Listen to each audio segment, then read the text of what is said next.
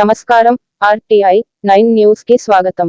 మోదీ పాలన ఆంధ్రప్రదేశ్, తెలంగాణ రాష్ట్రాల అభివృద్ధికి ఎంతగానో ప్రమాదం అని, రెండు తెలుగు రాష్ట్రాలలో గల సంపదను దోచుకోవటానికే మోదీ సర్కార్ దృష్టి సారిస్తుందని, కార్పొరేట్లకు, గుజరాతీలకు ఆంధ్రప్రదేశ్, తెలంగాణ సంపదను, మేధస్సును దోచి పెట్టాదానికే మోదీ సర్కార్ నిరంతరం పని చేస్తుందని, వ్యూహాత్మకంగా రెండు తెలుగు రాష్ట్రాల్లో పాలకులకు, ఆర్థిక కుంభకోణాలకు మార్గం చూపించేది మోదీ సర్కారేనని, మన పాలకులు నోరెత్తకుండా గుంజిలు తీయించేది మోదీ సర్కారేనని, యావత్ భారతదేశ ఆర్థిక సంపదను ఆర్థిక నేరగాళ్లకు, కార్పొరేట్ నేరగాళ్లకు దారదత్తం చేస్తూ, సొంత రాజకీయ ప్రయోజనాలను పొందటమే మోదీ రాజకీయ చాతుర్యం అని, మోదీని త్వరగా భారతీయులు సాగనంపకపోతే భారత్కు అత్యంత ప్రమాదం ఉందని, భారతీయులు గ్రహించి ప్రత్యామ్నాయ రాజకీయ శక్తులను ప్రోత్సహించాలని ఆర్పీసీ అధ్యక్షులు మేడా శ్రీనివాస్ పిలుపునిచ్చారు. సభకు ఆర్పీసీ సీనియర్ సెక్యులర్ అధ్యక్షత వహించారు. ఈ సమావేశంలో ఆర్పీసీ సెక్యులర్స్ సర్వశ్రీ సింహ దుర్గారావు, ఎండి హుస్సేన్, దుడ్డే సురేష్, వర్ధనపు శరత్ కుమార్, సుంకర వెంకట భాస్కర రంగారావు, గుడ్ల సాయి దుర్గా ప్రసాద్, బసా సోనియా, సీరపు నాగేశ్వరి, కండవల్లి వీర్రాజు, కండవల్లి శ్రీనివాసరావు, కారుమూరి యుగంధర్, వట్టి శ్రీనివాసరావు, మాసా సుభద్ర, మాసా అప్పాయమ్మ, మాసా రత్నకుమారి, నాగూరు అన్నపూర్ణ, మాసా ప్రమీల, నాగూరు బాను, నాగూరు అన్నపూర్ణ, మాసా నూకరాజు, లంక వీర వెంకట సత్యనారాయణ, అడపా శేషగిరి, అడపా దేవుడు, మండవల్లి సూరిబాబు, మండవల్లి వెంకటేశ్వరరావు, పి దుర్గా ప్రసాద్ తదితరులు పాల్గొనియున్నారు. మేడా శ్రీనివాస్, రాష్ట్రీయ ప్రజా కాంగ్రెస్. ఇలాంటి ప్రపోజల్ పెడితే మోడీ సర్కారు ప్రతిదాన్ని రాజకీయ కోణంలో చూస్తుంది.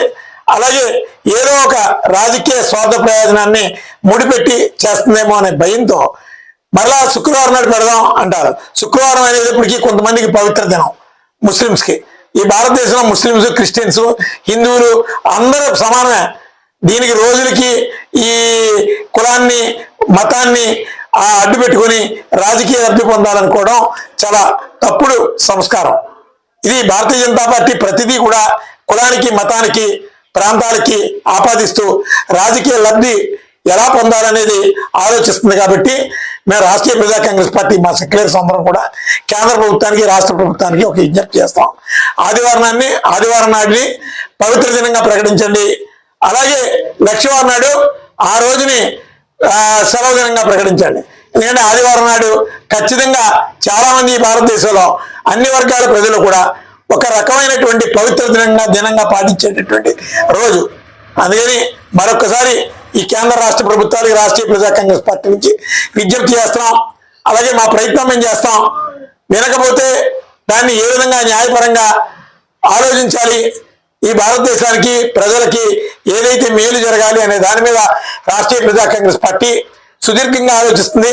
ఆ విధంగా దూరదృష్టితో మా కార్యాచరణ ఉంటుందని చెప్పి సందర్భంగా తెలియజేస్తాం.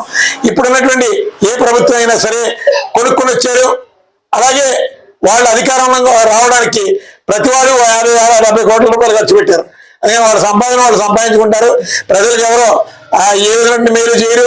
అప్పుడే చంద్రబాబు నాయుడు గారు చేతులు ఎత్తేశారు. ఎందుకంటే అమ్మఒడి అందరికీ వేస్తానని చెప్పి ప్రభుత్వ స్కూల్స్కి మాత్రమే వేస్తామని మళ్ళీ మాట మార్చేశారు.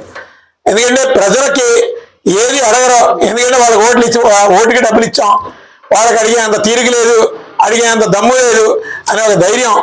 మళ్ళా 4-5 ఏళ్ళ వరకు ఈ పోటీ చేసే వాళ్ళు అందరూ మళ్ళీ మారిపోతారు. వాళ్ళు మళ్ళీ వేలంపాట్లో కొనుక్కొని వస్తారు టికెట్. అందుకని నాయకుడు కనబడ్డు ప్రజలకి ఆ బాధ్యత లేకుండా ఆ ఘోరమైనటువంటి పరిస్థితుల్లో ఈ సొసైటీ ఉంది. ఇది ప్రజలు ఒకసారి ఆలోచించండి. రాజకీయాలతో పని లేకుండా నిరంతరం ప్రజల కోసం, ప్రజల పక్షాన పనిచేసేటువంటి ఏకైక పార్టీ రాష్ట్రీయ ప్రజా కాంగ్రెస్ పార్టీ. ఎన్నికలైన తదుపరి రాష్ట్రీయ ప్రజా కాంగ్రెస్ పార్టీ వారాంత సమావేశాలు, అలాగే నిత్య కార్యక్రమాలు. ప్రజలకు ఏ అవసరమైనా మన దగ్గరికి వస్తారు. వాళ్ళని చూస్తే బాధ కలుగుతుంది. వాళ్ళు ఎవరు మనకు ఓటు వేయలేదు. ఆ రోజు డబ్బులు తీసుకొని ఏ పార్టీకి ఓటు వేశారో వాళ్ళకే తెలియదు. కానీ పని చేయించుకోవడానికి రాష్ట్రీయ ప్రజా కాంగ్రెస్ పార్టీ దగ్గరికి వస్తున్నారు. మనం మరలా చేస్తున్నాం.